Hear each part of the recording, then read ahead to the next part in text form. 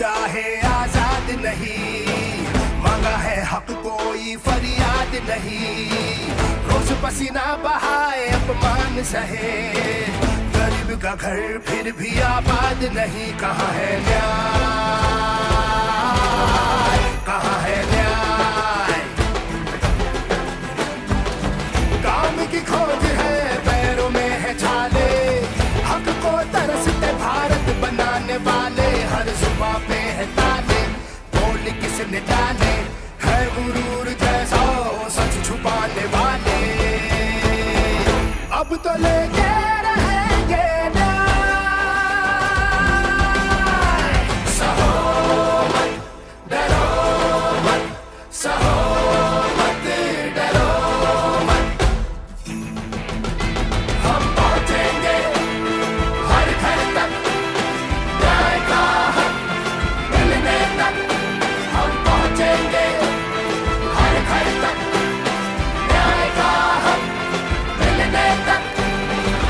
कितने गरीबों का स्वाभिमान लुट गया, गरीबों से पूछो, कितने युवाओं का सपना टूटा। युवाओं से पूछो, कितनी नारियां सम्मान को तरस रही।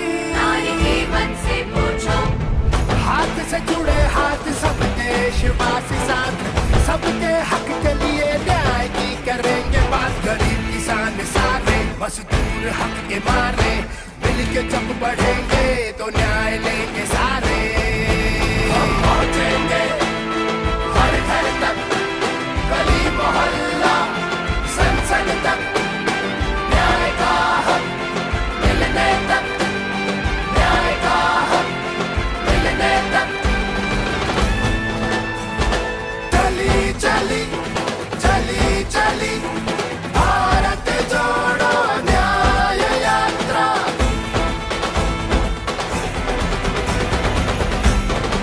भारत जोड़ो न्याय यात्रा, पहुंचेंगे हम घर घर तक, न्याय का हक मिलने तक।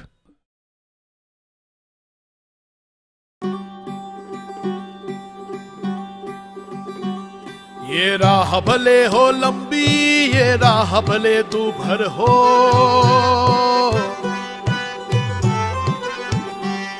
इस राह पे चलते चलते हमको गाते जाना है। जो भारत को मां माने वो साथ हमारे आए, आके चेहरे पे मुस्कान जगाने आए।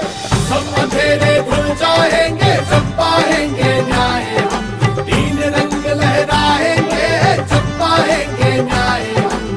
सब अंधेरे भूल जाएंगे जब पाएंगे न्याय, हम तीन रंग लहराएंगे जब पाएंगे न्याय।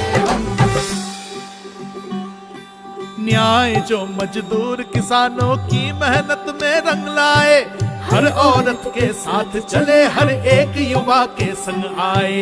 न्याय जो भागीदारी का हर एक को अपनाए, 5 न्याय का परचम अपना गली गली लहराए। हम जुड़े और जुड़ जाएंगे जब पाएंगे न्याय, हम तीन रंग लहराएंगे जब पाएंगे न्याय। हम जुड़े और जुड़ जाएंगे जब पाएंगे न्याय, हम तीन रंग लहराएंगे जब पाएंगे न्याय। जन जन की बातें एक मन की बात के नीचे दबे नहीं, भारत माँ के बच्चे दानव दल के आगे झुके नहीं। संघर्षों की परिभाषाएं भविष्य को बदलाए, न्याय के पथ पर चलने वाले न्याय से पहले रुके नहीं। सब एक साथ मुस्काएंगे जब पाएंगे न्याय, तीन रंग लहराएंगे जब पाएंगे न्याय। हम सब एक साथ मुस्काएंगे जब पाएंगे न्याय, तीन रंग लहराएंगे जब पाएंगे न्याय। हम सब अंधेरे भूल जाएंगे जब पाएंगे न्याय, तीन रंग लहराएंगे जब पाएंगे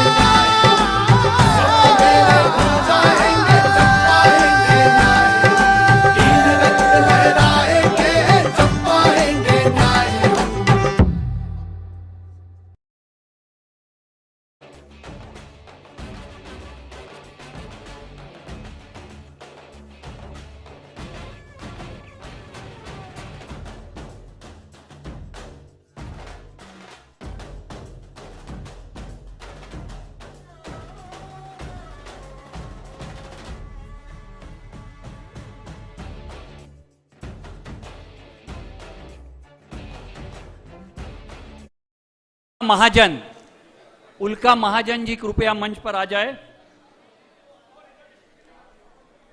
योगेंद्र यादव, राष्ट्रीय संयोजक योगेंद्र यादव बैठ जाए। उल्का महाजन,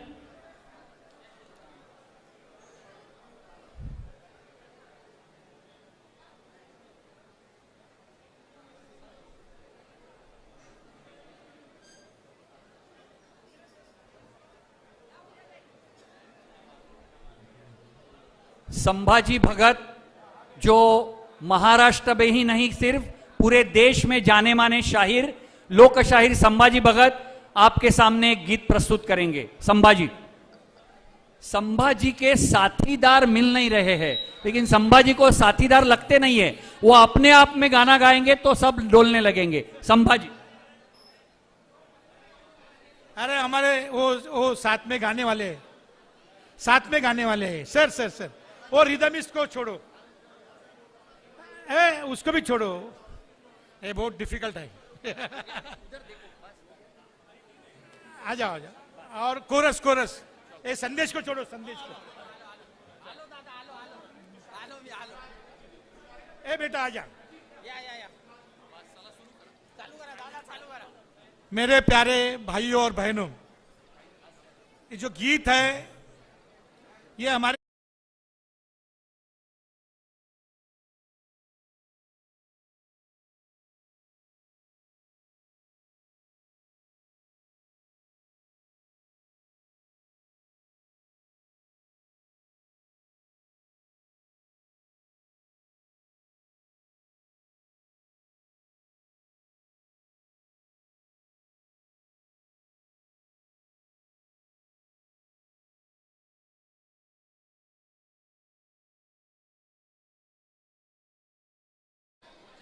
ये हिटलर के साथी जनाजों के बाराती, ये हिटलर के साथी जनाजों के बाराती, पूछते नहीं इंसान को कौन है तू, पूछते हैं धर्म और जाति। अरे इनकी सूरत को पहचानो भाई, इनकी सूरत को पहचानो भाई, इनसे संभल के रहना रे भाई। इनकी सूरत को पहचानो भाई, इनकी सूरत को पहचानो भाई। ए गलती करोगे आहे भरोगे, जालिम का जमाना जहरीला भाई। हाँ, चोर चिट्टर बैठे हैं भाई, यहाँ नहीं, यहाँ अच्छे लोग बैठे हैं, कहीं और चोर चिट्टर बैठे हैं भाई। अरे बड़े सेटर बैठे हैं भाई, चोर चिट्टर बैठे हैं भाई, बड़े सेटर बैठे हैं भाई, चोर चिट्टर बैठे हैं भाई, बड़े सेटर। अर कुछ दिल्ली में बैठे हैं भाई। कहाँ बैठे हैं? कुछ दिल्ली में बैठे हैं भाई। और नाना जी कुछ बंबई में बैठे हैं भाई, कुछ दिल्ली में बैठे हैं भाई, कुछ बंबई में बैठे हैं भाई, कुछ दिल्ली में बैठे हैं भाई, कुछ बंबई में बैठे हैं। बातें राम की चली है भाई, बातें रहीम की चली है भाई, बातें वेद की चली है भाई, बातें भेद की चली है भाई, बातें कुरान की चली है भाई, बातें पुराण की चली है भाई। राम कथा में डूबे हम भाई, राम लीला में डूबे हम भाई, राम कथा में डूबे हम भाई, राम लीला में डूबे हम भाई, राम कथा में डूबे तो हम भाई, राम लीला में डूबे हम भाई। राम कथा तो बहुत अच्छी कथा है, जहां राम सब कुछ छोड़ के वनवास में जाते हैं, सत्ता छोड़ के वनवास जाते हैं। यहाँ राम का नाम लेने वाले सारा छोड़कर सत्ता पे बैठे हैं, तो ये राम के कोई नहीं लगते, ये राम वाले नहीं है, ये नथुराम वाले हैं। वे नेट पे बैठे हैं भाई, वे जेट पे बैठे हैं भाई, इंटरनेट पे बैठे हैं भाई, जंबो जेट पे बैठे हैं भाई, खाली पेट हम बैठे हैं भाई, सूखे खेत पे बैठे हैं भाई, जली जिंदगी बैठे हैं भाई, सूखे खेत पे बैठे हैं भाई, जली जिंदगी बैठे हैं भाई, खेत पे बैठे हैं भाई, जली जिंदगी बैठे हैं भाई। वे साइबर के सेठ है भाई, हम सत्संग में बैठे हैं भाई, साधु संतों के संग में है भाई, आसाराम के रंग में है भाई। सुबह सुबह टीवी खोलते हैं तो एक बाबा आता है, वो कहता है हवा ले लो, हवा छोड़ो, हवा ले लो, हवा छोड़ो। मैंने बाबा को पूछा, बाबा पूरा देश पंक्चर है, क्या हवा लेंगे और क्या छोड़ेंगे? साधु संतों के संग में है भाई, आसाराम के रंग में है भाई, सत्य साई की भाषा में भाई, सतयुग की आशा में भाई, सत्य साई की भाषा में भाई, सतयुग की आशा में भाई, साई की भाषा में भाई, सतयुग की आशा में भाई, सिलिकॉन के वैली में भाई सिया राम का मार्केट है भाई, सिलिकॉन के वैली में भाई सिया राम का मार्केट है भाई, वॉल स्ट्रीट पे बैठे हुए भाई, वॉल स्ट्रीट पे बैठे हुए भाई, वानर सेना हम बन गए भाई, वॉल स्ट्रीट पे बैठे हुए भाई, वानर सेना हम बन गए भाई, वॉल स्ट्रीट पे बैठे हुए भाई, वानर सेना हम बन गए भाई। ए अमेरिका से देते हैं झटका, अयोध्या में हमने खाया ये फटका। वे एक्टिंग करते हैं भाई, बहुत बढ़िया एक्टिंग करते हैं। मित्रों, दोस्तों, मित्रों, बंधु भगीना कुछ भी, लेकिन इतने बड़े एक्टर है। अमिताभ भी उनके सामने कुछ लगता नहीं मुझे, इतने बड़े एक्टर है। अभी कल वो बैंक का कुछ लोचा हो गया है, लेकिन उसके बारे में कुछ भी बात नहीं कर रहा है, कायकू नहीं मालूम नहीं भाई। और वे नेट पे बैठे हैं भाई, वे जेट पे बैठे हैं भाई, इंटरनेट पे बैठे हैं भाई, जंबो जेट पे बैठे हैं भाई, खाली पेट हम बैठे हैं भाई, सूखे खेत पे बैठे हैं भाई, जली जिंदगी बैठे हैं भाई, सूखे खेत पे बैठे हैं भाई, जली जिंदगी बैठे हैं भाई। वे साइबर के सेठ है भाई, हम सत्संग में बैठे हैं भाई, साधु संतों के संग में है भाई, आसाराम के रंग में है भाई, सत्य साई की भाषा में भाई, सतयुग की आशा में भाई, सिलिकॉन के वैली में भाई सिया राम का मार्केट है भाई, वॉल स्ट्रीट पे बैठे हुए भाई, वॉल स्ट्रीट पे बैठे हुए भाई, वानर सेना हम बन गए भाई। अरे अमेरिका से देते हैं झटका, अयोध्या में हमने खाया ये फटका। वे एक्टिंग करते हैं भाई, क्या करते हैं? वे एक्टिंग करते हैं भाई, हम फाइटिंग में मरते हैं भाई। वे एक्टिंग करते हैं भाई, हम फाइटिंग में मरते हैं भाई। वे एक्टिंग करते हैं भाई, हम फाइटिंग में मरते। वे सेटिंग करते हैं भाई, सेटिंग आपको सब मालूम है, ज्यादा नहीं बताता हूं। वे सेटिंग करते हैं भाई, और हम वोटिंग करते हैं भाई। वे सेटिंग करते हैं भाई, हम वोटिंग करते हैं भाई। वे सेटिंग करते हैं भाई, हम वोटिंग करते हैं। भजन भारत माता का भाई, पूजन भारत माता का भाई, बड़े जोर से चला है भाई, बड़े शोर से चला है भाई, नारा देशी का चला है भाई, धंधा विदेशी चला है भाई, नारा देशी का चला है भाई, धंधा विदेशी चला है भाई, नारा देशी का चला है, धंधा विदेशी चला है भाई। खोल खोल के बैठे है भाई, मोल माता का लगा के भाई, खुले भाव से बेचा है भाई, भारत माता को बेचा है भाई, खुले भाव से बेचा है भाई, भारत माता को बेचा है भाई, खुले भाव से बेचा है, भारत माता को बेचा है भाई।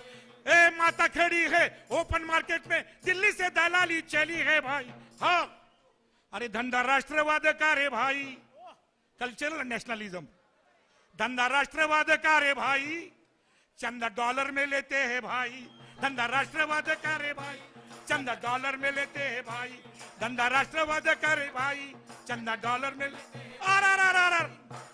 कैसे स्वयं सेवक है रे भाई, कैसे स्वयं सेवक है रे भाई, सेवा स्वयं की चली है भाई, कैसे स्वयं सेवक है रे भाई, सेवा स्वयं की चली है भाई, कैसे स्वयं सेवक है रे भाई, सेवा स्वयं की चली। रथ राम का सजाया भाई, रथ राम का सजाया भाई, और गेम देश का बजाया भाई, रथ राम का सजाया भाई। बहुत बहुत शुक्रिया शिवाजी, संभाजी भगत और उनकी टीम। और जय। हमारे एक बुजुर्ग साथी रियर एडमिरल रामदास, जो भारत जोड़ो अभियान के पैटर्न रहे हैं, इंडिया जब बना अलायंस तो उसका समर्थक रहे हैं, और हमारे सभी जन आंदोलनों को हर बार सक्रिय समर्थन देने वाले रियर एडमिरल रामदास जी का निधन हुआ है। हम आधा मिनट खड़े रह के उनके प्रति श्रद्धांजलि अर्पण करेंगे। शांति।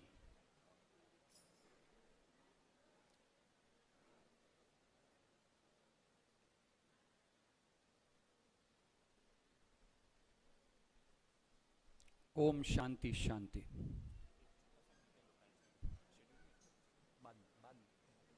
अभी बहुत सारे लोग सिक्योरिटी की वजह से अंदर आने में देर हो सकती है, लेकिन हमें समय को देखना पड़ेगा। सभी मंचासीन नेताओं को आप जानते हैं। हम तहे दिल से भारत जोड़ो अभियान और उनसे जुड़े सभी जन आंदोलनकारी समूहों की ओर से उनका स्वागत करते हैं। सामने भी बहुत सारे महानुभाव बैठे हैं, उनका भी हम तहे दिल से स्वागत करते हैं। और मैं भारत जोड़ो अभियान के राष्ट्रीय संयोजक योगेंद्र यादव को विनंती करूंगा कि वो इस सभा का प्रास्ताविक करें। योगेंद्र जी।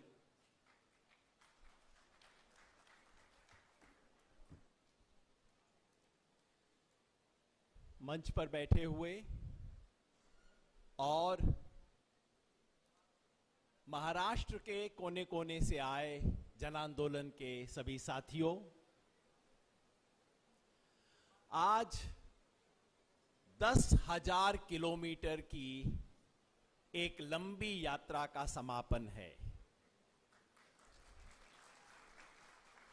4,000 किलोमीटर पिछले साल किए थे भारत जोड़ो यात्रा, और अब 6,000 किलोमीटर भारत जोड़ो न्याय यात्रा। भारत जोड़ो यात्रा ने देश को एक शब्द दिया था, मोहब्बत, और एक शोले फिल्म के डायलॉग जैसा डायलॉग दिया था, नफरत के बाजार में मोहब्बत की दुकान खोलने का डायलॉग दिया था। इस न्याय यात्रा ने, भारत जोड़ो न्याय यात्रा ने उस मोहब्बत की कहानी को आगे बढ़ा दिया है। मोहब्बत तब होती है जब दर्द से दर्द का रिश्ता बनता है, और इस न्याय यात्रा ने इस देश के तमाम किस्म के जो दर्द हैं, दुख हैं, अन्याय है, उस सब को जोड़कर इस देश में सच्ची मोहब्बत की नींव डाली है। ये लंबी यात्रा के समापन का समय कोई जश्न मनाने का समय नहीं है। हम यहां सेलिब्रेट करने नहीं आए हैं, हम यहां संकल्प लेने आए हैं। इस देश को बचाने का ठेका इस सफेद टी शर्ट वाले आदमी ने नहीं लिया है, ये हम सब का ठेका है। हम सब के बच्चे इस मुल्क में रहते हैं, इसलिए आज हम संकल्प लेने आए हैं कि ये जो 10,000 किलोमीटर आपने किए, इसको हम 10,000 गुना बनाएंगे। इस देश के कोने कोने में जाएंगे, संदेश लेके जाएंगे। ये चुनाव का मौका है, और ये साधारण चुनाव नहीं है।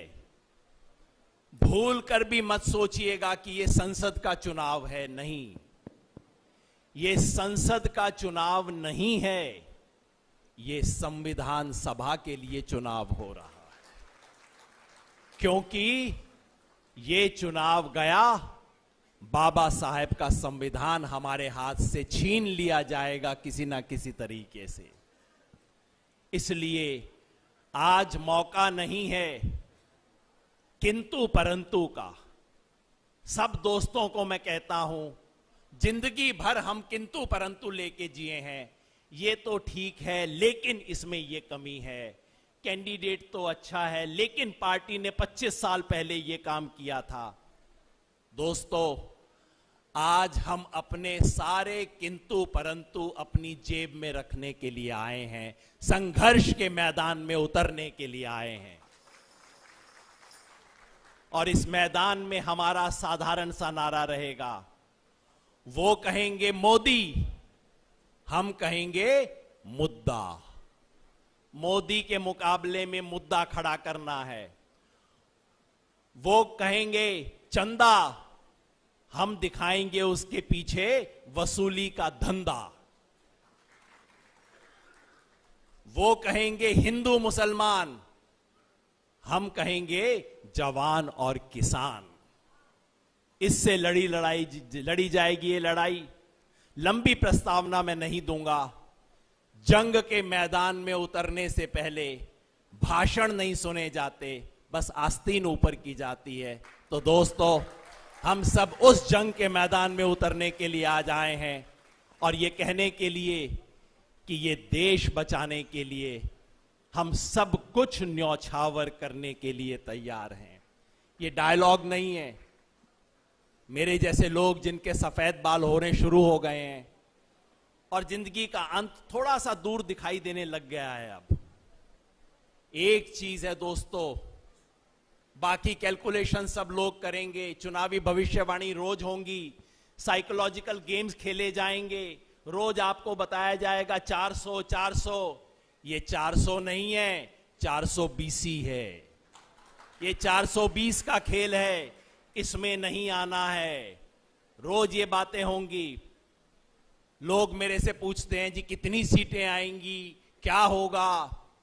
मैं कहता हूं दोस्त, आज ये पूछने का वक्त नहीं है। आज सिर्फ ये पूछना है, जब अंत समय आएगा उस वक्त हम सर उठा के कह सकेंगे, मैं नहीं, मेरा पोता, मेरा बेटा, मेरी धोती, मेरी आने वाली पीढ़ी क्या सर उठा के कह सकेगी, जब इस देश को खतरा था तो मेरे दादा ने, मेरे नाना ने, मेरे दोस्त ने, मेरे गुरु ने, मेरे साथी ने वो किया जो करने की जरूरत थी। बस आज सिर्फ उसी संकल्प का समय है और मैं कुछ नहीं कहूंगा। इस सभा में हम मुद्दे नहीं रखेंगे। इस यात्रा ने, न्याय यात्रा ने इस देश के सामने 5 बड़े संकल्प रखे हैं। बस हम वो संकल्प रखेंगे, उस संकल्प पे 2-2 मिनट की बात होगी और हम सब एक ओथ लेकर, एक संकल्प लेके हम सब इस हॉल से बाहर जाएंगे। बहुत बहुत शुक्रिया, धन्यवाद। शुक्रिया योगेंद्र भाई। इस सभा की अध्यक्षता जो तुषार गांधी जी कर रहे हैं, वो अंत में हमको ये संकल्प सबको दिलाएंगे। अभी फ्लोर से 5 साथी एक इंटरैक्शन करेंगे। जो विविध न्याय गारंटी दी गई है, उनके मुद्दों के ऊपर लोग क्या सोच रहे हैं वो बताया जाएगा। युवा न्याय गारंटी, जिसमें भर्ती का भरोसा, पहली नौकरी पक्की, पेपर लीक से मुक्ति, गिग इकोनॉमी में सामाजिक सुरक्षा तथा युवा रोशनी, ऐसे 5 संकल्प दिए गए हैं न्याय के। हमारे यहां हमारे युवा साथी पश्चिम महाराष्ट्र के राजवैभव जी है। राजवैभव वो युवा है जिन्होंने मोदी के नाम को लेकर जो रथ गांव-गांव में घूम रहा था, उस रथ के सामने खड़े रहकर उस रथ को पीछे भेज दिया था। तो राजवैभव जी बताएं। हेलो, जिंदाबाद राहुल जी, जय भीम। मैं राजवैभव शोभा रामचंद्र, संविधान संवाद समिति महाराष्ट्र नाम का संगठन हम चलाते हैं। संविधान के बारे में आसान भाषा में लोगों के साथ बातचीत करते हैं, उसके साथ साथ लोगों को तैयार करते हैं कि अपने हकों और अधिकारों के लिए बोलने के लिए।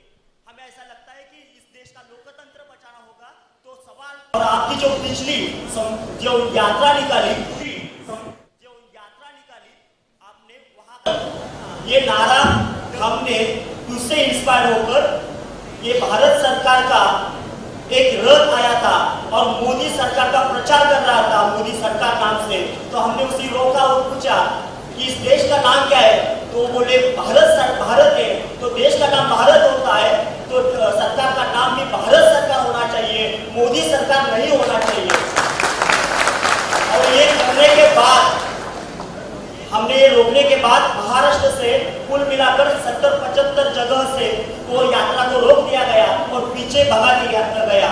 आपने अभी जो नारा दिया है, जो न्याय का है, भारत जोड़ो न्याय यात्रा का है, उस नारे में आपने जो युवा के लिए जो गारंटी दी है, वो गारंटी नौकरी को लेकर है, युवा रोशनी को पेपर का लीक होता है उसको लेकर है, और उसके साथ साथ सुरक्षा को लेकर ये पूरी गारंटी भारतीय संविधान के आर्टिकल 41 की गारंटी है। हमें हमारे आज जो युवा है, हमारे जो लोग हैं, किसान हैं, इनको अभी किसी व्यक्ति की गारंटी नहीं चाहिए, हमें भारतीय संविधान की गारंटी चाहिए।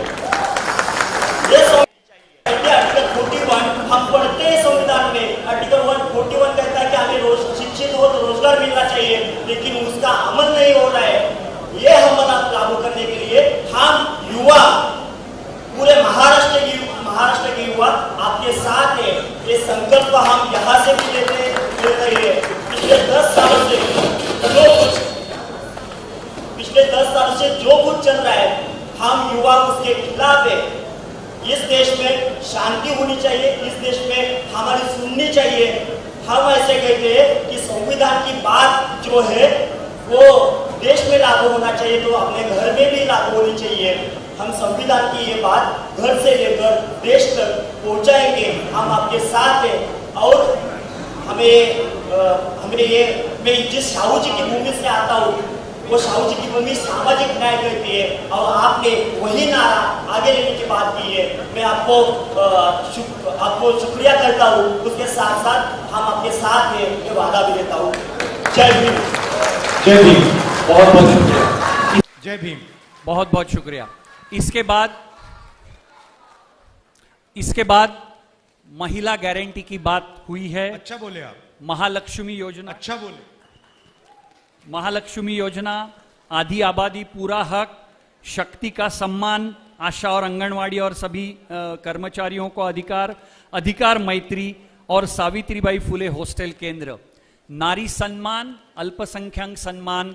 हमारी भारत जोड़ो अभियान की कार्यकर्ता हसीना 2 मिनट में अपनी बात कहेगी। हसीना खान। जिंदाबाद।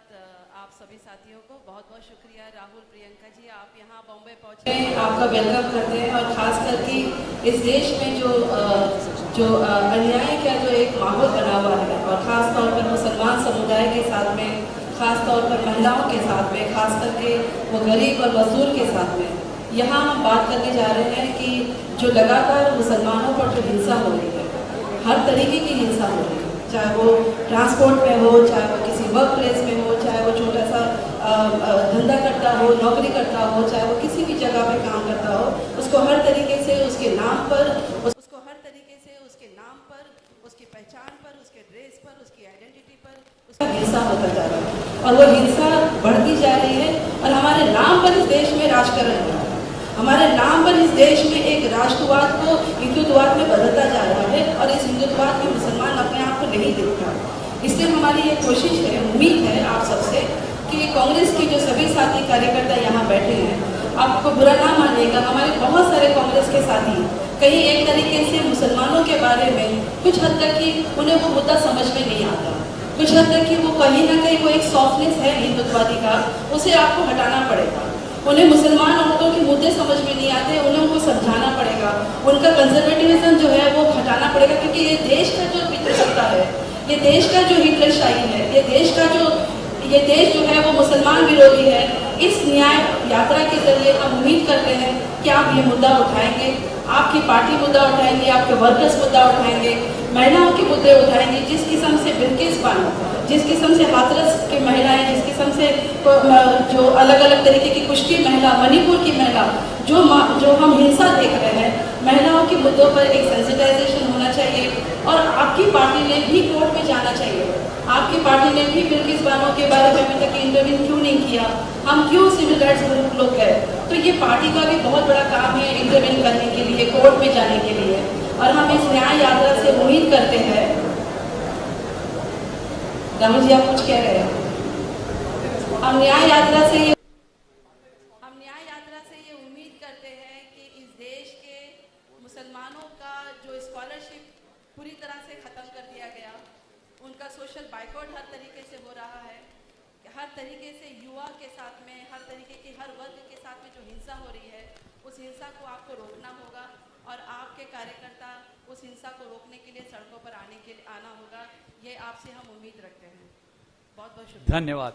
हिंदू मुस्लिम सिख ईसाई हम सब बहन भाई, हिंदू मुस्लिम सिख ईसाई हम सब बहन भाई। ये जो आपने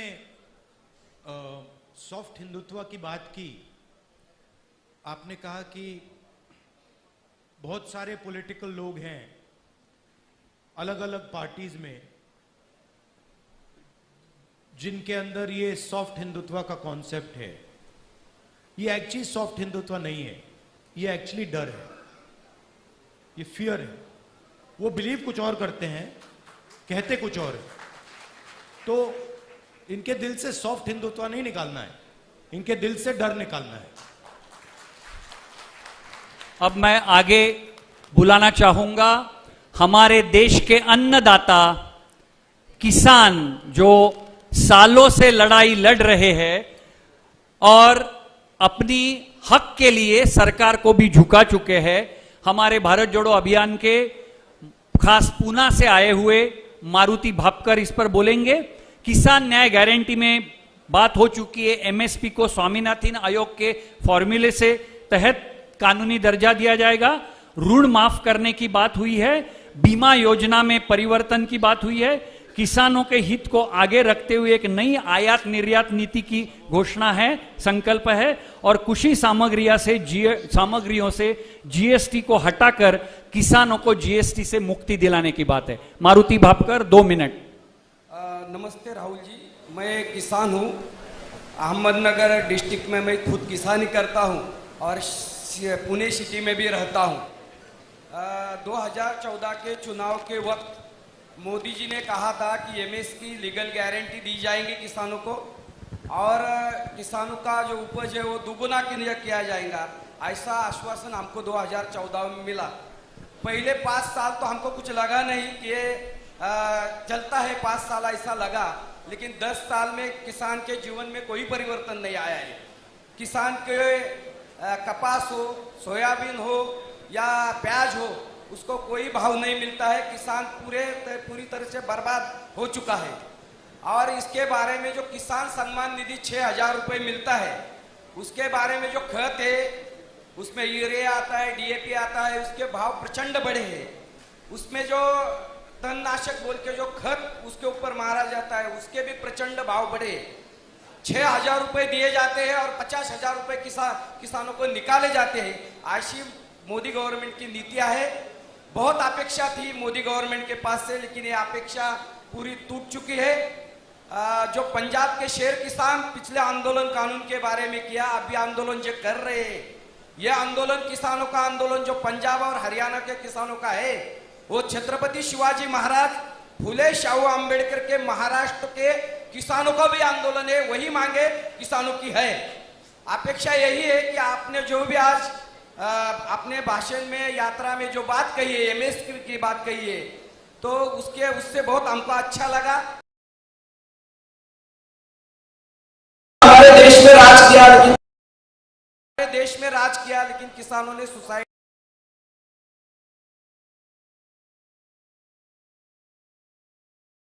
पिछले 75 साल में लगभग 6 लाख से ज्यादा किसानों ने, पूरे देश का किसान या ईश्वर का किसान, जब तक सरकार उसको सपोर्ट नहीं करती है, आर्थिक बल उसको नहीं पीछे देती, तब तक किसान ये इसमें बच नहीं सकता। मुझे आपके साथ विनती है आपको कि इसके बारे में सोचिए। जो अंदाज पत्रक तरतूद होती है, 6वां 7वां वेतन आयोग वर्कर लोगों को दिया जाता है, उसको आक्षेप नहीं है, लेकिन किसानों के बारे में ऐसी कोई सोच, कोई नई सोच की बात रखी है। गारंटी और अंदाज जो बजट है उसमें तरतूद और सरकार की पूरे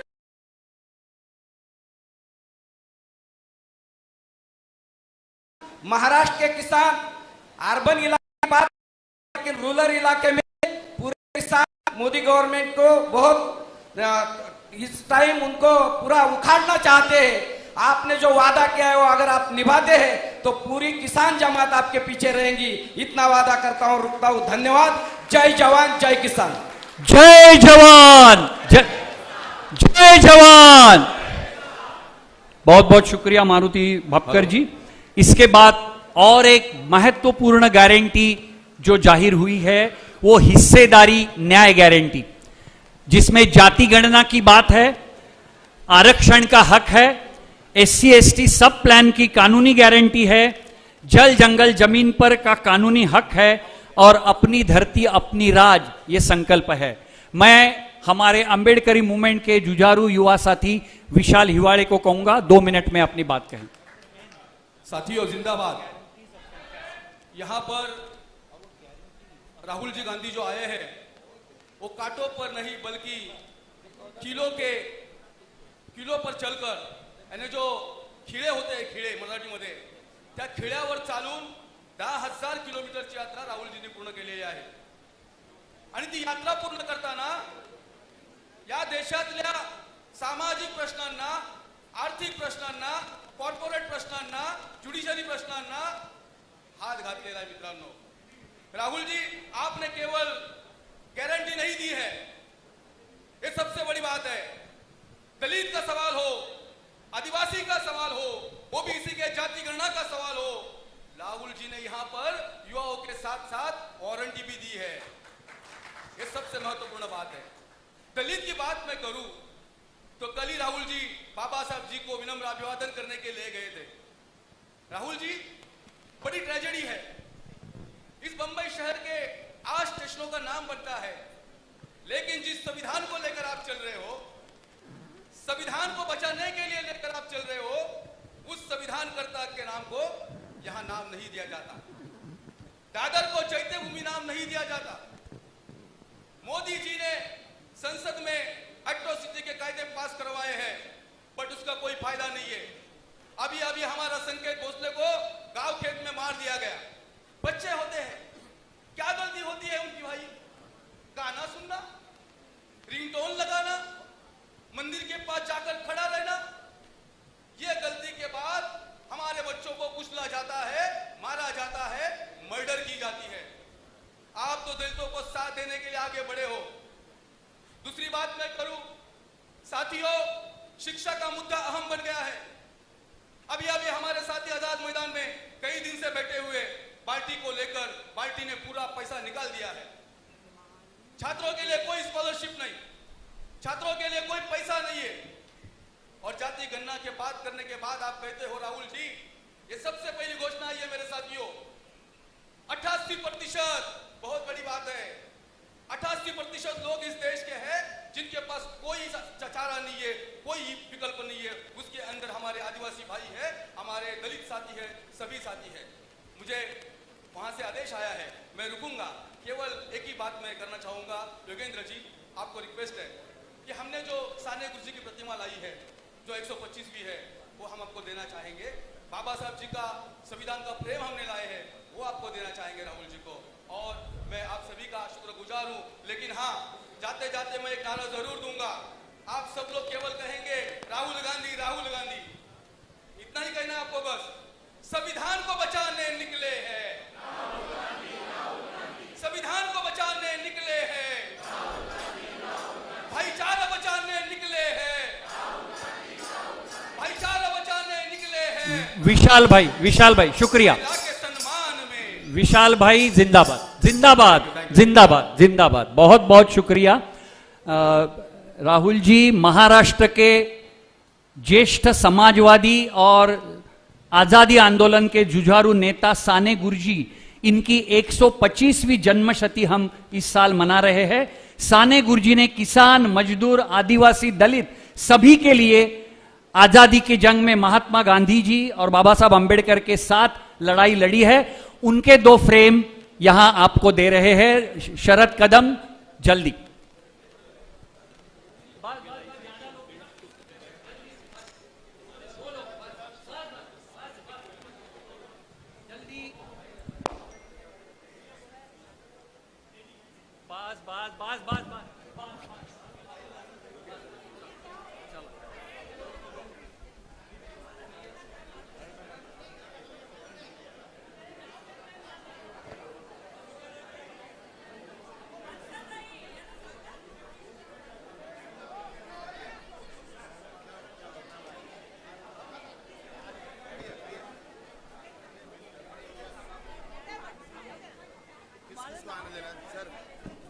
मुझे बता दीजिए, और किसी को आने देना है? अरे नहीं किसी को, प्लीज प्लीज, हम सब एक है नारा दे रहे ना हम, तो हमारे एक प्रतिनिधि जाएंगे उतना काफी होना चाहिए। प्लीज समय को देखिए, प्लीज प्लीज।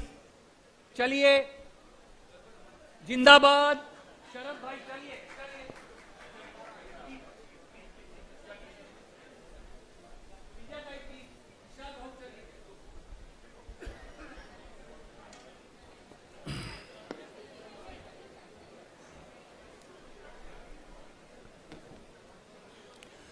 अखिल भारतीय आदिवासी परिषद के मालू निरगुड़े यहां पर आए हैं।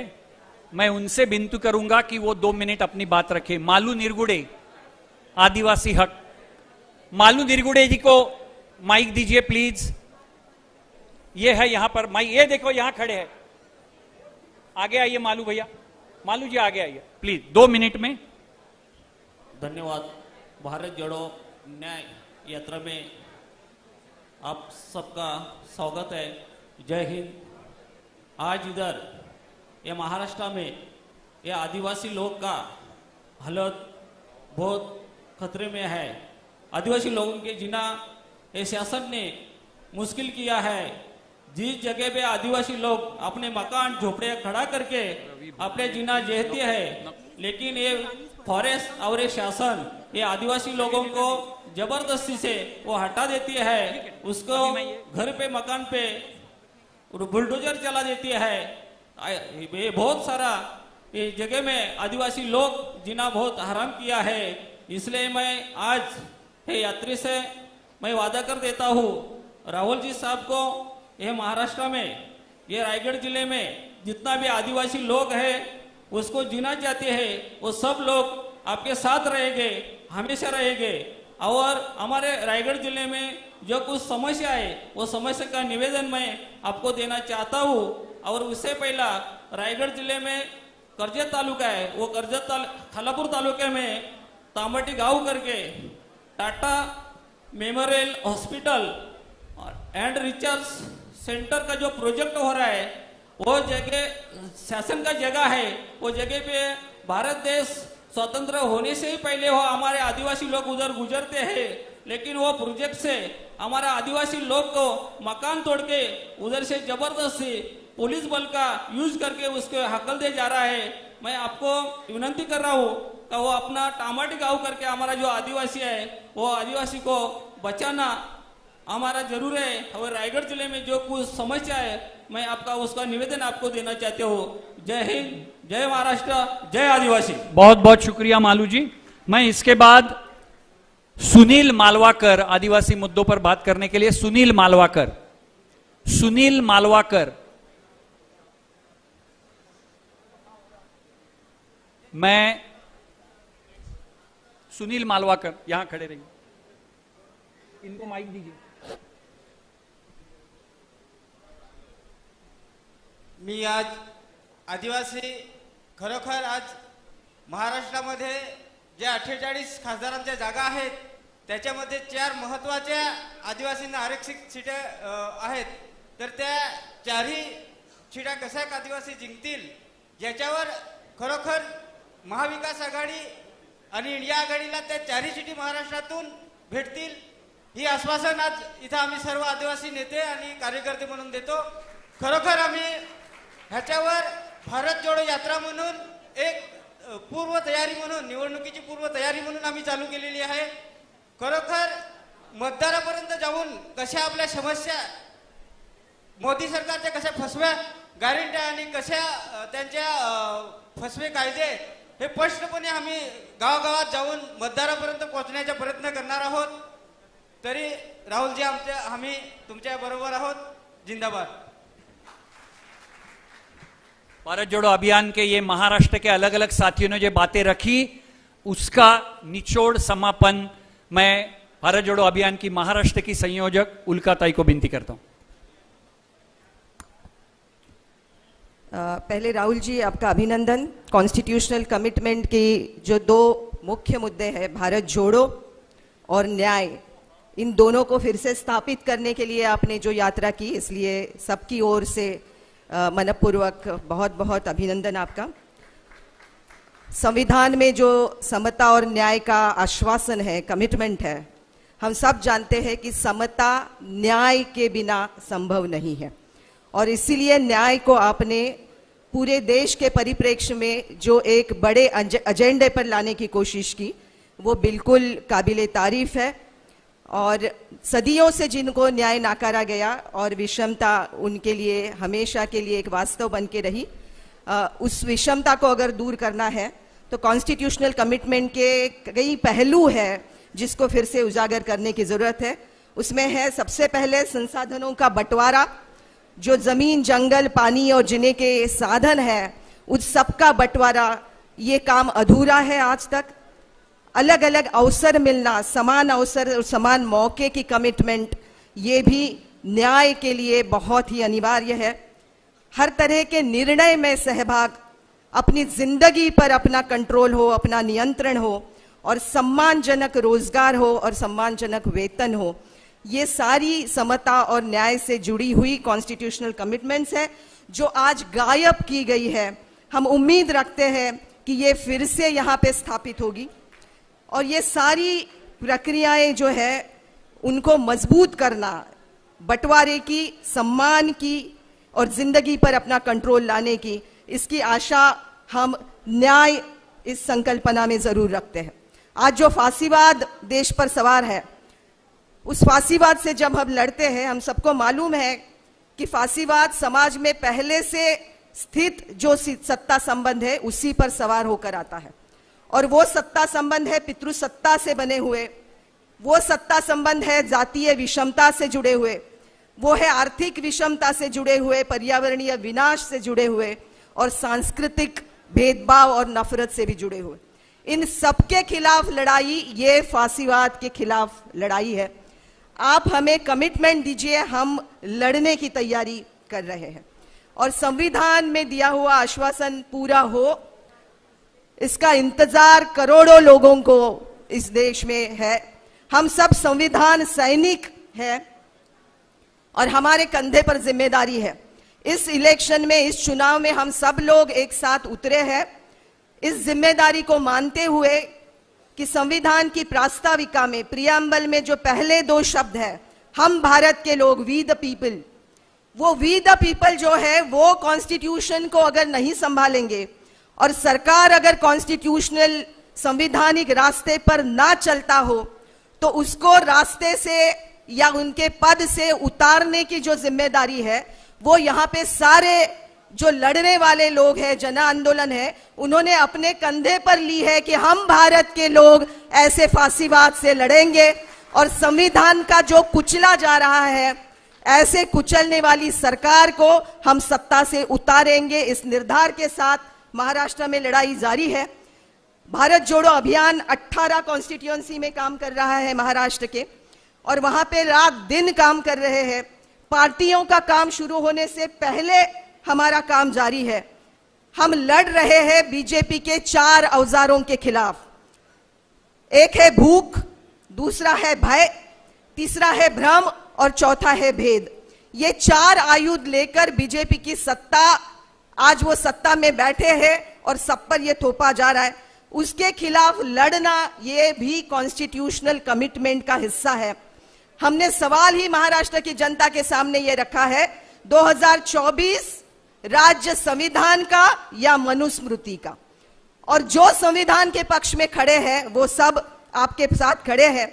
इसके साथ एक नया मुद्दा थोड़ा जोड़ना होगा। आप जरूर वेतन की बात कर रहे हो, न्याय वेतन की बात कर रहे हो, हम उसमें एक मुद्दा जोड़ना चाहता है, सामाजिक वेतन की बात। काम के लिए जो वेतन मिलता है वो तो जरूरी है, लेकिन सामाजिक वेतन हम उसे कहते हैं जो जिंदगी बसर करने के लिए, सम्मान से जिंदगी जीने के लिए जरूरी है। उसमें है स्वास्थ्य, शिक्षा, निवारा यानी घर, राशन, पानी, ये सब जो बुनियादी जरूरतें हैं वो भी सोशल वेज यानी सामाजिक वेतन का हिस्सा होना चाहिए। ये न्याय की पूरी परिभाषा में आना चाहिए और वो उसी का आप भी एक नैरेटिव आगे बढ़ाए, ये हमारी अपेक्षा है आपसे। इस लड़ाई का चेहरा जो है वो लड़ाई का चेहरा पार्टी विरुद्ध पार्टी होने से बेहतर होगा कि भारतीय जनता पक्ष विरुद्ध भारतीय जनता खड़ी है, तो वह भारतीय जनता पक्ष से भारतीय जनता को हटाने का काम हमको करना होगा। और जिसकी भाषा, जिसकी कमिटमेंट न्याय की होगी, उनकी गारंटी तो हमारी कमिटमेंट, उनकी गारंटी वारंटी के बिना है। अपनी कमिटमेंट कॉन्स्टिट्यूशनल कमिटमेंट है और वो वैसे ही होनी चाहिए।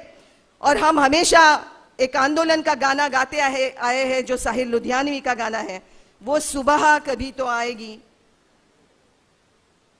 वो गाना अब आने वाले दिनों में हमको ना गाना पड़े, वो सुबह जरूर आएगी और वो सुबह को आते हुए हम देखना चाहते हैं। और बहुत सारी उम्मीदों के साथ राहुल जी इस पूरी न्याय यात्रा में, और न्याय की संकल्पना को आप और थोड़ा चौड़ा करिए, व्यापक करिए, और उसी के साथ कॉन्स्टिट्यूशनल कमिटमेंट के साथ हम आपको देखना चाहते हैं। और जरूर हम भारतीय जनता पार्टी को सत्ता से उतारने के लिए महाराष्ट्र की सारी जनता बेताब है। ये संतों की भूमि है, ये छत्रपति शिवाजी महाराज की भूमि है, ये डॉक्टर बाबा साहेब आंबेडकर की कर्मभूमि है। यहां से हम आपको ये आश्वासन दिलाना चाहते हैं कि हम बिल्कुल दिन रात लगे हैं, हम लड़ेंगे और इस महाराष्ट्र से आपको बहुत अच्छे नतीजे देखने को मिलेंगे कि हम बीजेपी की सत्ता को महाराष्ट्र से हटा कर रहेंगे। ये हमारी ओर से कमिटमेंट है। आपसे अपेक्षा है कि कॉन्स्टिट्यूशनल कमिटमेंट का रास्ता और दायरा आप बढ़ाएं। धन्यवाद। लड़ेंगे, लड़ेंगे। राहुल गांधी जी अपनी टिप्पणी देने से पहले मैं 2 मिनट के लिए कांचा इलैया जी को आमंत्रित कर रहा हूं, वो अपनी बात रखेंगे। और उसके पहले कांचा जी आ जाइए। बहुत सारे साथियों के नाम मेरे पास आए हैं, बहुत सारे लोग यहां आए हैं। मैं सबकी हाथ जोड़कर माफी मांगता हूं अगर मुझसे कुछ गलती हो गई होगी किसी को ना कहने में।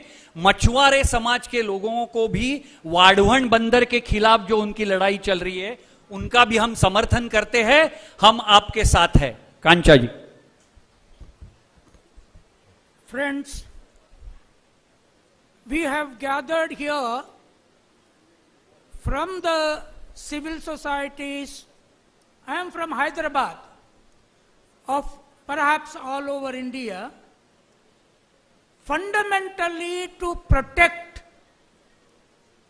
the ideals of Ambedkar and Gandhi, which are in deeper crisis today. And how do we protect these ideals of Ambedkar and Gandhi? One has given a constitution philosophy, one has given a moral freedom struggle ideology. Now, in the context of 2024 election, my appeal to all the civil societies in the countries is that we have to formulate 4-5 fundamental slogans for the nation. Ghar ghar, house house, those slogans should be taken. 1, vote for Nyaya Bharat. Vote for social justice India. Number 2, vote for Constitution. The Constitution is really in danger because already socialism and secularism are removed from the preamble. Then vote for democracy. Democracy is also in real danger today.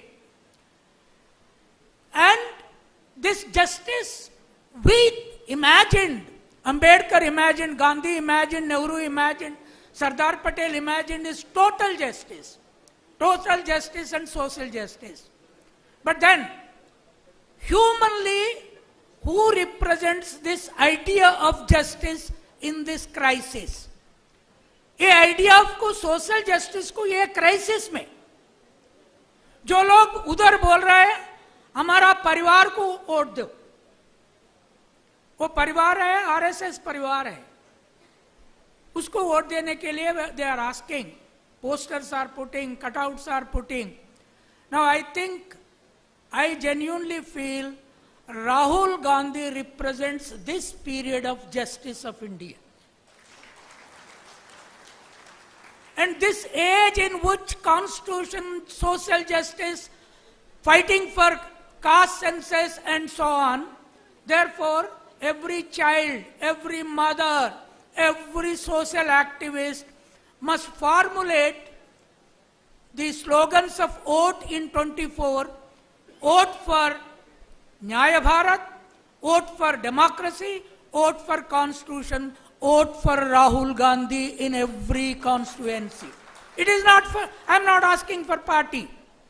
Whatever could be the party, wherever could be a regional party, a national party, whether it is with India or anywhere, I think the social activist responsibility today is vote for Rahul Gandhi to sustain, protect and keep justice in India going and surviving. Thank you. बहुत बहुत शुक्रिया कांचा जी.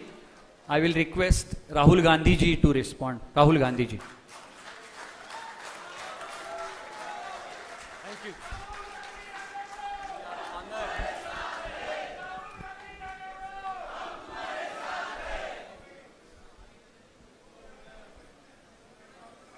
Tushar ji, Yogendra Yadav ji, stage पे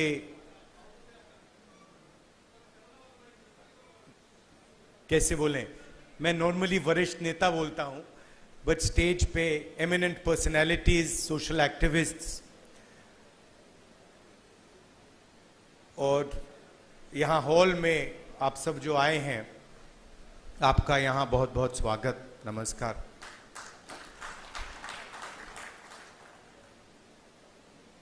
मैं आपसे 2-3 चीजें कहना चाहता हूं.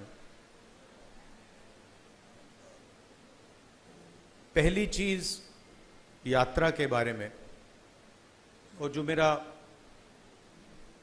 अब पिछले 1.5 साल का जो एक्सपीरियंस रहा है. पिछले साल हम भारत जोड़ो यात्रा पे निकले.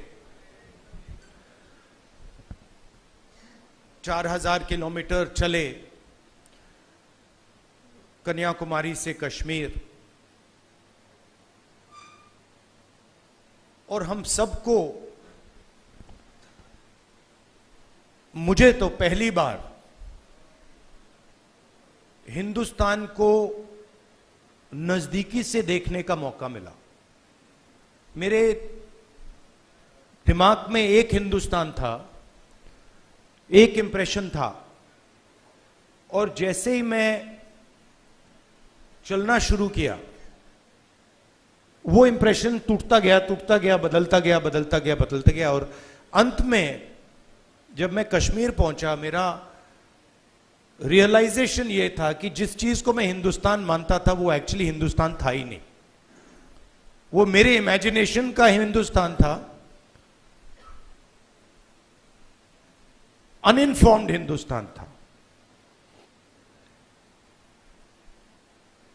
और ये जो मैं हिंदुस्तान भारत जोड़ो यात्रा में जिसको देखा है, ये भी एक प्रकार से अनइन्फॉर्म्ड हिंदुस्तान है. ये पहले वाले हिंदुस्तान से बेहतर इन्फॉर्म्ड है, मगर ये भी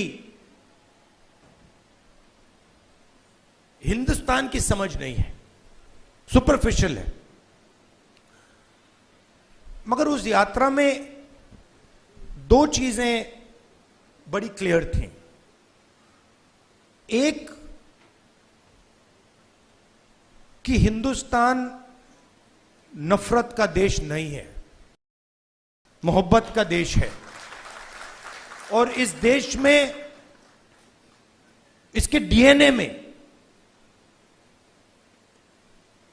रिस्पेक्ट, मोहब्बत,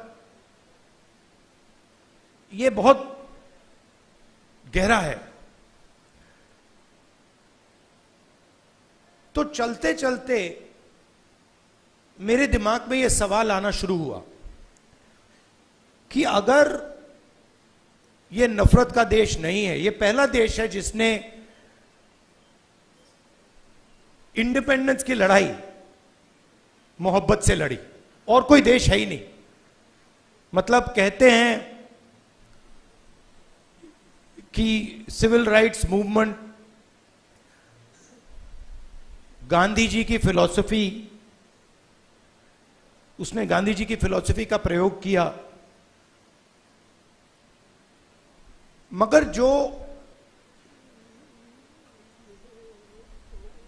उनको डायरेक्शन किसने दिया? उनको डायरेक्शन गांधी जी ने दिया, हिंदुस्तान ने दिया। साउथ अफ्रीका में मैं गया था, मंडेला जी ने मुझे यही कहा कि हमें जो औजार दिए गए, हमारी फ्रीडम स्ट्रगल के जो औजार दिए गए, वो अफ्रीका के औजार नहीं थे, वो आपके औजार थे, हिंदुस्तान के औजार थे, और वो औजार हमें गांधी जी ने दिए।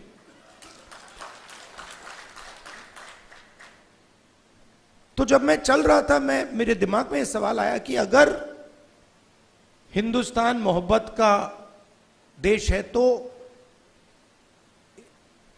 इसमें नफरत क्यों फैल रही है? क्योंकि इतना आसान नहीं होना चाहिए नफरत को फैलाना। हम कहते हैं बीजेपी नफरत फैलाती है, बट कोई ना कोई फाउंडेशन तो होगा, कोई ना कोई बेसिस तो होगी इस नफरत की। तो ये सवाल मेरे दिमाग में था, और आस्ते आस्ते मुझे बात समझ आने लगी कि नफरत का कारण अन्याय है, कि ये देश में गरीबों के साथ, किसानों के साथ, दलितों के साथ, महिलाओं के साथ, युवाओं के साथ, सबके साथ हर रोज अन्याय होता रहता है। 2-3% लोग हैं इस देश में जिनको न्याय का एक्सेस मिलता है। 2-3%, ज्यादा से ज्यादा 5% लोग हैं। उनके लिए कोर्ट्स काम करते हैं, उनके लिए सरकार काम करती है, सारी इंस्टीट्यूशंस में उनके लिए जगह है। बट अगर हम 90% लोगों को देखें, उनके साथ 24 घंटा अन्याय हो रहा है। 16 लाख करोड़ रुपए 20-25 लोगों का कर्जा माफ हुआ। जीएसटी का पैसा है, जनता का पैसा है, किसानों का पैसा है, मगर किसानों का 1 रुपया माफ नहीं होता है। और मैंने सरकार के अंदर से देखा है, जब हमने किसान कर्जा माफी की बात उठाई, जब हम सरकार में थे, तो रिस्पॉन्स मिला कि यह ठीक नहीं है, इससे किसान आलसी हो जाएगा।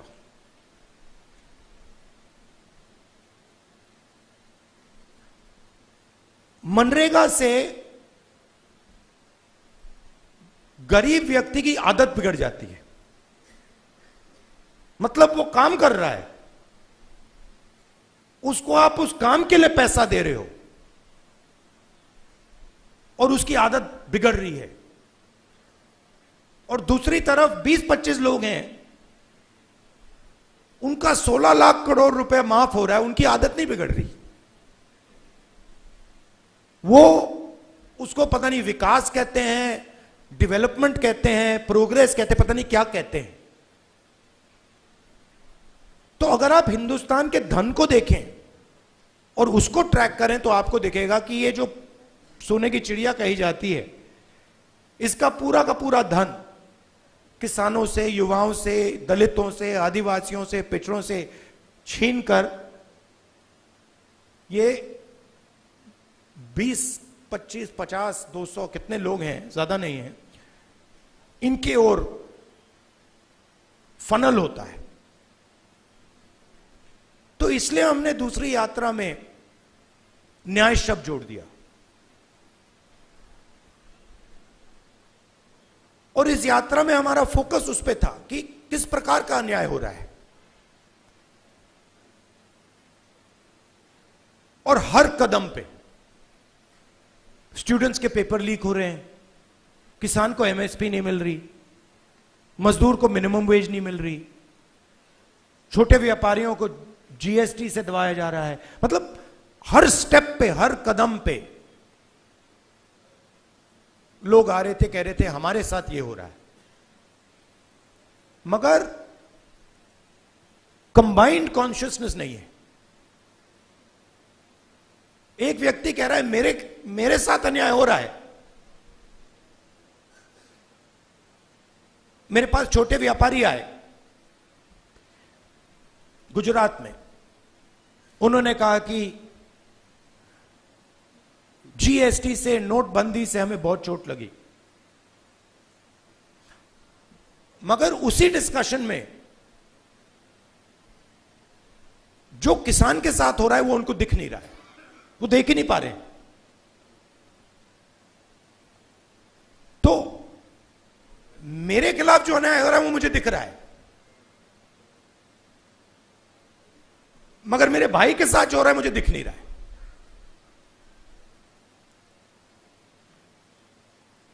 तो ये बहुत जरूरी बात है, क्योंकि जब तक आप अपने भाई के साथ जो अन्याय हो रहा है वो नहीं देखोगे, तब तक कोई मूवमेंट खड़ा नहीं हो सकता।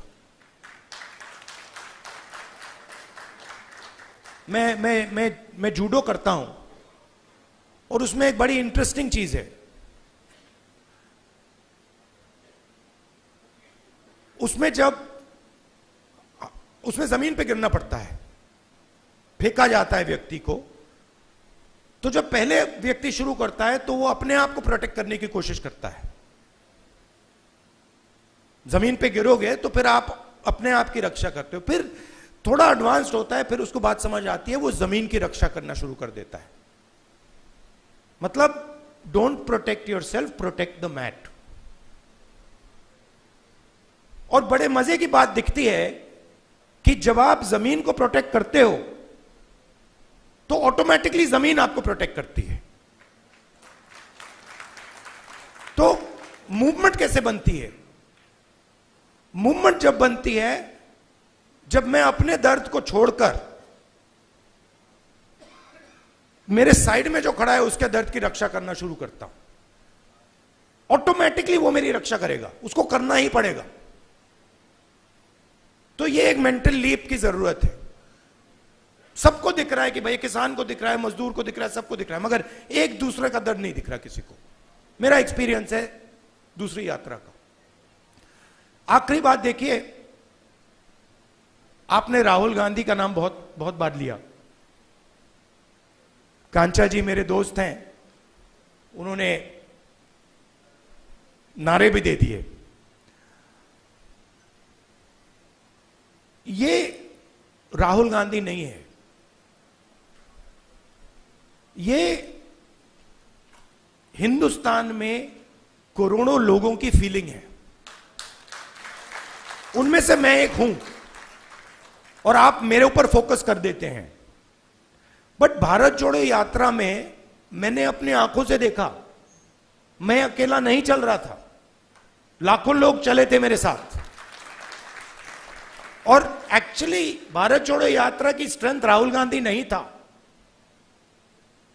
भारत जोड़ो यात्रा की स्ट्रेंथ वो बाकी लोग थे। तो उन पे भी फोकस होना चाहिए। लड़ना हमें एक साथ है। और ये हिंदुस्तान के दो एक्सप्रेशंस के बीच में लड़ाई है। ये राहुल गांधी, मोदी, बीजेपी, कांग्रेस के बीच में लड़ाई नहीं है। हिंदुस्तान के नेचर के अंदर दो आत्माएं हैं और ये उन दोनों आत्माओं के बीच में लड़ाई है। एक आत्मा कहती है कि हिंदुस्तान बीच से चलाया जाएगा, ऊपर से चलाया जाएगा और सारे लोग ऊपर देख के ऑर्डर लेके इस देश को चलाएंगे। और ये एक सोचने का तरीका है हिंदुस्तान में। बहुत सारे लोग इसको मानते हैं, एक्सेप्ट करते हैं। और एक दूसरा तरीका है कि हिंदुस्तान को डिसेंट्रलाइज तरीके से हिंदुस्तान के सब लोगों को सुनकर चलाया जाएगा, जिसको हम, अगर आप धार्मिक तरीके से बोलना चाहते हैं, शिव की बारात बोल लीजिए, कि सब लोगों को जगह देके निर्णय लिया जाता है। जैसे योगेंद्र यादव जी अभी बैठे हैं, बड़ी इंटरेस्टिंग बात आपको बताऊं, 3-4 महीने पहले इन्होंने हमें कहा, देखिए हमें ये जो गारंटीज हैं, हमें क्लियरली बता देना चाहिए देश को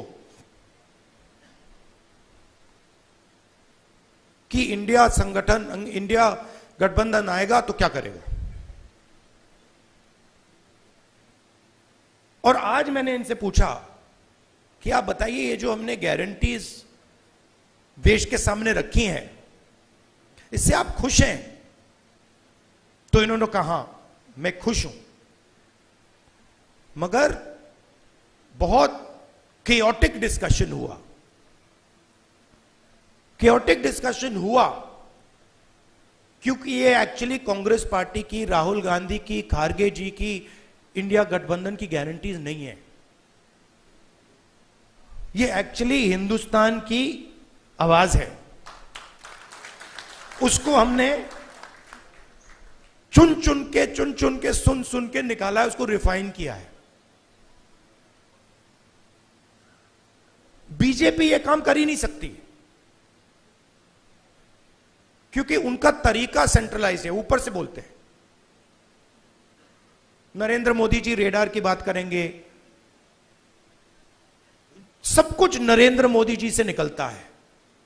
उनके विजन में और आरएसएस के विजन में ज्ञान एक व्यक्ति के पास है, किसान के पास ज्ञान ही नहीं है, मजदूर के पास ज्ञान ही नहीं है, बेरोजगार युवा को कोई समझ नहीं है। आईआईटी की डिग्री है तो पूरी दुनिया को समझ गया। यह थिंकिंग है। तो इसके खिलाफ हमारी लड़ाई हो रही है। हिंदुस्तान का सबसे बड़ा साइंटिस्ट, जितना उसमें ज्ञान है उतना ही ज्ञान हिंदुस्तान के किसान में है, बस दूसरे तरीके का है। मैं बंगाल गया और वहां पे वो महिलाएं थी, इसी यात्रा पे महिलाएं थी, वो बीड़ी बना रही थी। उनके हाथ में जो स्किल थी, बीड़ी बनाती थी वो, उनके हाथ में जो स्किल थी मैंने अपनी जिंदगी में कभी पहले नहीं देखी। मैंने ट्राई किया, मतलब एक बीड़ी मतलब मैंने रोल करने की कोशिश की, नहीं हो रही थी मुझसे।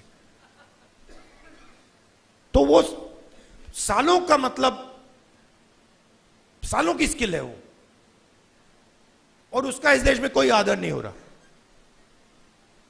उस महिला को आप फाइनेंशियल सपोर्ट दीजिए, उसकी मदद कीजिए, मेक इन इंडिया उससे करवाइए और फिर देखिए क्या मजा आता है।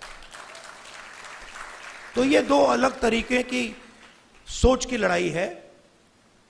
इसमें हम सब एक साथ लड़ रहे हैं, बहुत अच्छा लग रहा है और घबराने की कोई जरूरत नहीं है।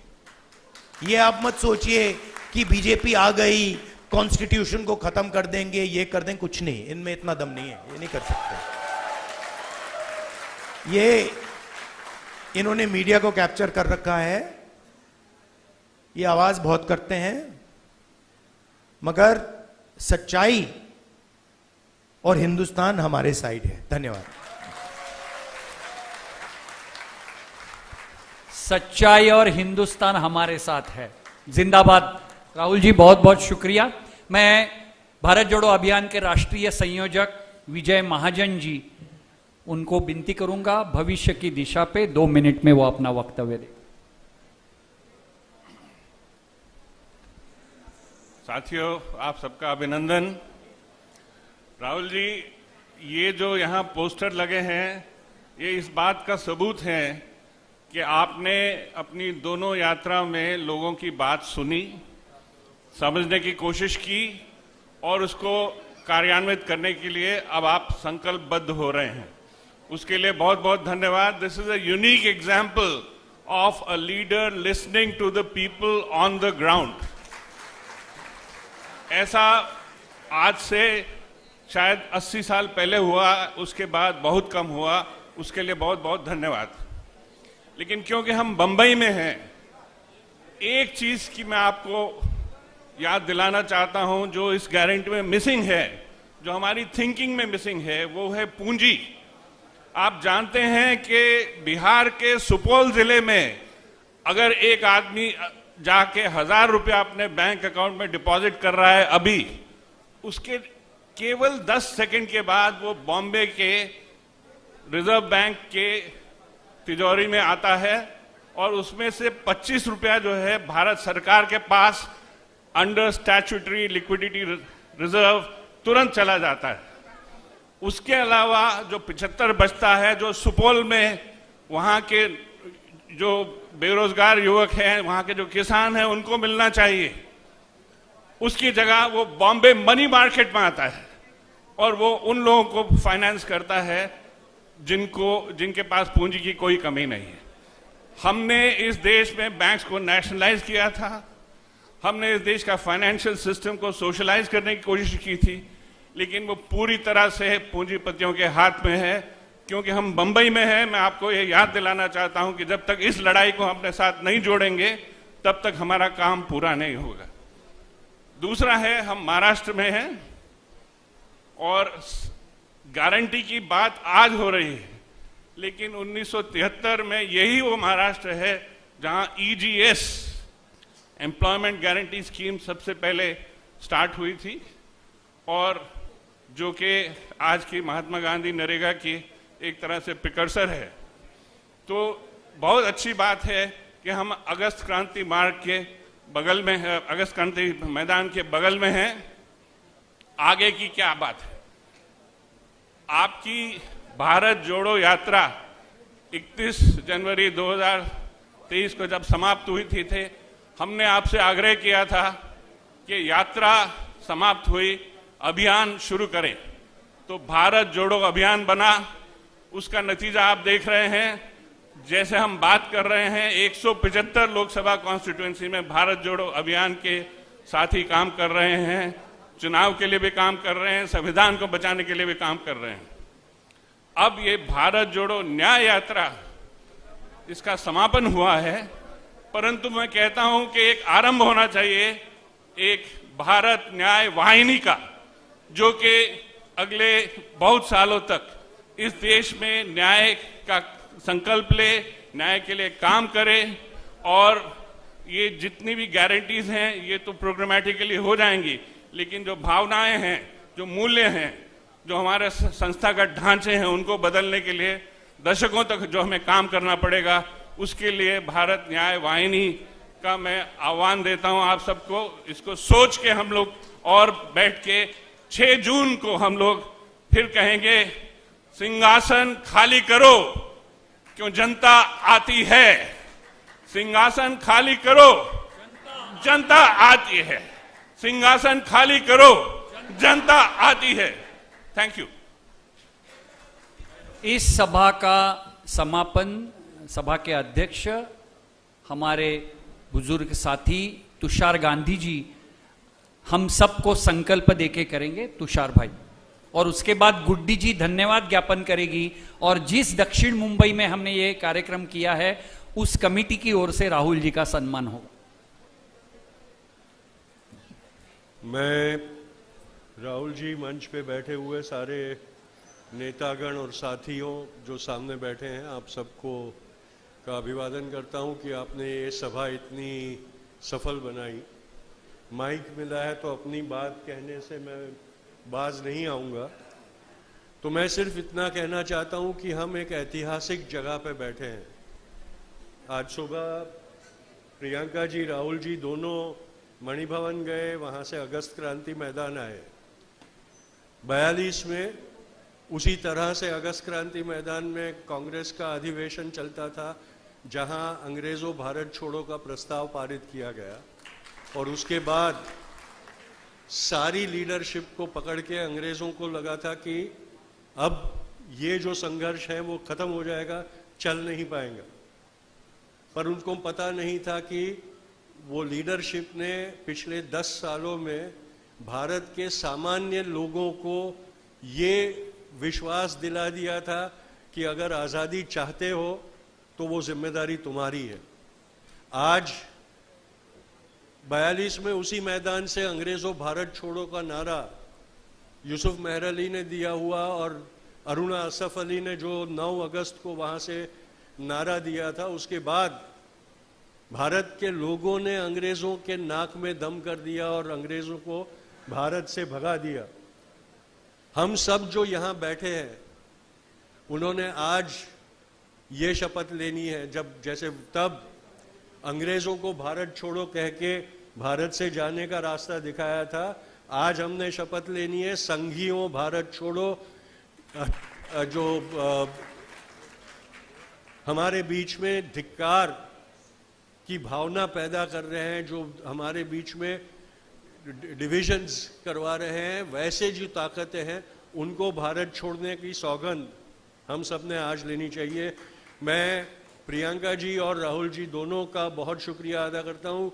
राहुल जी ने जब देश की कमान पकड़ी है और अपनी यात्राओं के माध्यम से निर्भय बनने का और न्याय के लिए लड़ने का संदेशा दे रहा है, तब उत्तर प्रदेश का बहुत कठिन संघर्ष प्रियंका जी कर रही है।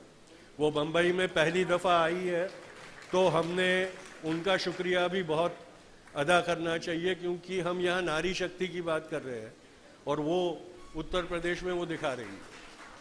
तो यही मुझे कहना था।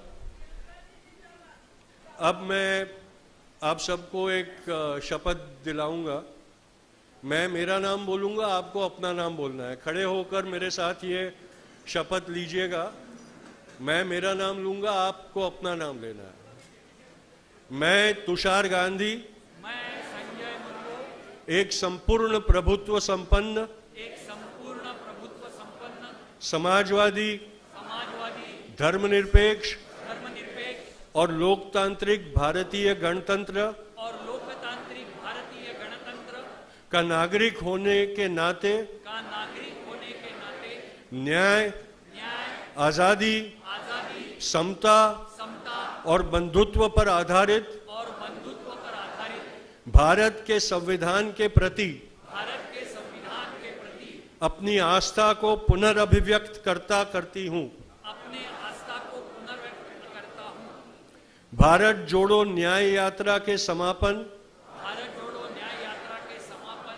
के इस ऐतिहासिक अवसर पर मैं अगस्त क्रांति मैदान को साक्षी रखते हुए संवैधानिक मूल्यों और हमारी लोकतांत्रिक संस्थाओं की रक्षा, संवर्धन और पोषण की शपथ लेता हूं। आज भारतीय जनता पार्टी और आरएसएस, मैं यहां अपनी एक बात जोड़ना चाहता हूं। जब मेरे मुंह से आरएसएस का नाम निकलता है तो मेरे दिल में एक एहसास होता है बापू के हत्यारे। आरएसएस की सरकार द्वारा हमारे संविधान, हमारी आजादी, आंदोलन की विरासत और हमारी सभ्यता के आदर्शों पर अभूतपूर्व हमले के मद्देनजर मैं आगामी लोकसभा चुनाव में इस देश विरोधी सरकार और इसके सहयोगियों को हराकर इंडिया गठबंधन की जीतने के लिए तन, मन और धन से समर्पित रहूंगा। जय हिंद, जय संविधान।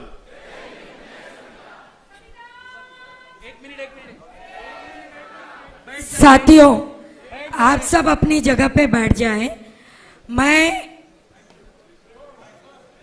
मैं इस सभा के आखिरी सत्र में सभी को धन्यवाद देना चाहती हूँ। सबसे पहले महाराष्ट्र के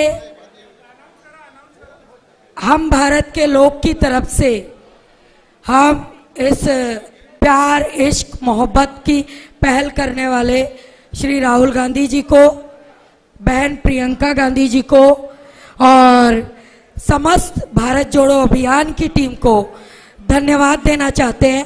और ये प्यार मोहब्बत जिंदाबाद, इसका ये नारा देते हुए हम ये एक अपना तोहफा राहुल गांधी जी को यहाँ पर हमारी तरफ से आभार देते हुए देना चाहते हैं। एक बार नारा लगाएंगे, प्यार मोहब्बत जिंदाबाद, प्यार मोहब्बत जिंदाबाद। दक्षिण मुंबई जिला कांग्रेस की ओर से राहुल जी का स्वागत कर रहे हैं।